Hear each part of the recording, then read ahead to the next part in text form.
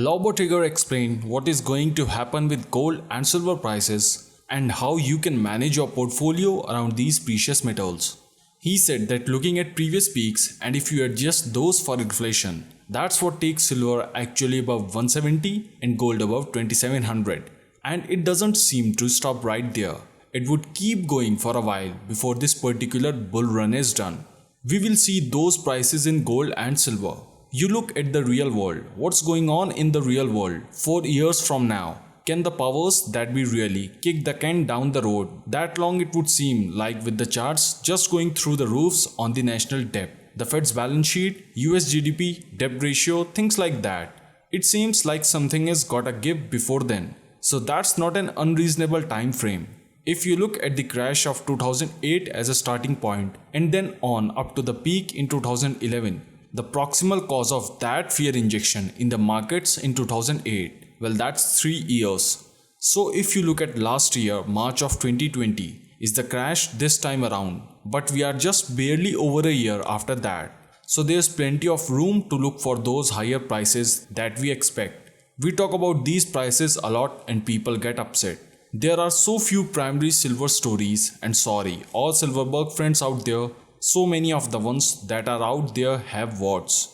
There are serious due diligence questions that we should be asking ourselves about these silver stories, and just because it has silver, the name, or even some silver in the drill results doesn't make it a great speculation, but that's the mining business.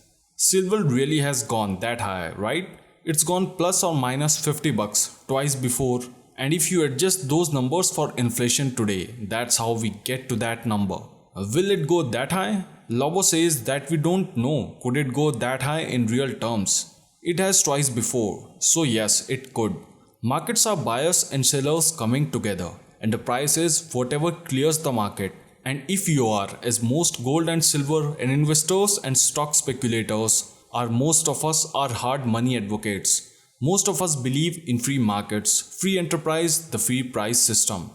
Now there's concerns about manipulation in this space, but the point is that the price is whatever buyers and sellers agree on. It actually makes no sense intellectually, philosophically, or from our overall worldview perspective as advocates of free markets to say what the price should be. It is whatever buyers and sellers agree upon. Now, is the market distorted? As per Lobo, yes, but the price is what is. And if you are gonna be insulted by a price, well, that tells that people who feels that way, they are being very emotional, and that's very dangerous. Holding your breath is very dangerous. That applies to investors. It's just look at the successful people out there. Look at your Rick Rules of the world or even Doug Casey. They are very different personalities, but both of them are very relaxed, very calm. They roll with the punches. They don't get upset. They don't get insulted. When have you ever heard a billionaire say, "Oh, I'm insulted by this price"? They are not emotional about these things. They say, "Oh, well, that didn't work out." Or they say, "Oh, well, that's an opportunity." The fact that gold is up in response and ahead of all these incredible things in monetary and fiscal policy, that the powers that we have done right. Gold hit 2000 last year. That was a leading indicator for the inflation that we are actually seeing by this time. So there's nothing wrong with that. That's people rationally saying, "Oh, look what's coming. The bleep is coming down, the spike and about to hit the fan. This is a good hedge. Let's move in this direction," and they did that. That's how these things work. The price of silver is going up to 150 or whatever. Whether gold and silver will go higher does matter if they have peaked last year, and it's all downhill here. All the reasons for gold and silver to go higher are fully enforced. A lot of it was priced in advance. The crisis in 2020 pulled forward a lot of that into 2020. So it is natural for there to be a period of correction and consolidation. If people are frustrated, advice to them is to go to the GetGo website. Go to the gold price chart, that nice black chart with those dramatic bright colored lines, but don't look at that. Look at the little box next to it. There's a little table there that shows you the price of gold change over the last 30 days, 6 months, a year, 10 years. Since 2000, and all the numbers in the red are short term.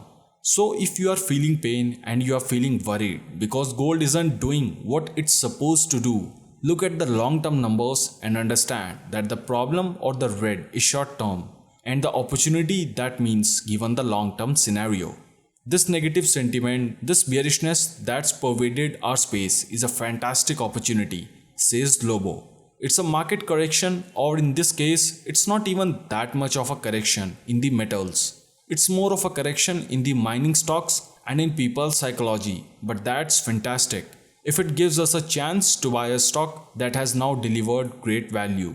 They have added metal in the ground through drill results, or they have built to mine, or whatever it is.